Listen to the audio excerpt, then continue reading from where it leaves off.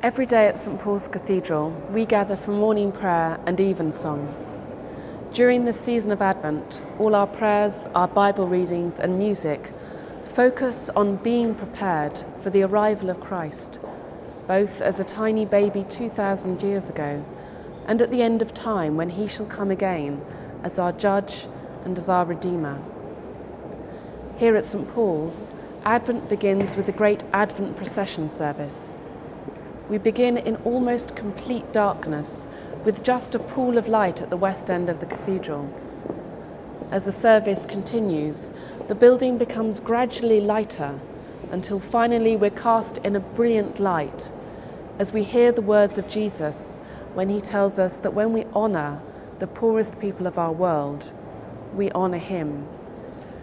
Truly I tell you, just as you did it to one of the least of these who are members of my family, you did it to me. This is a reminder to us that we encounter Christ in the most vulnerable people in our world, the people who it can be easier to ignore. Christ is also present with us in the most vulnerable parts of ourselves that we might like to pretend aren't there. But here at St Paul's, we live a kind of double life, because whilst we keep the season of Advent in our daily prayers and hold off celebrating the birth of Christ until midnight Mass, we also host Christmas carol services for groups and charities like the London Fire Brigade and Barnardo's. This creates a tension, I like to think a creative tension, because it's in our hospitality to groups of people celebrating Christmas that we look outside ourselves and we learn about the pressures these communities face.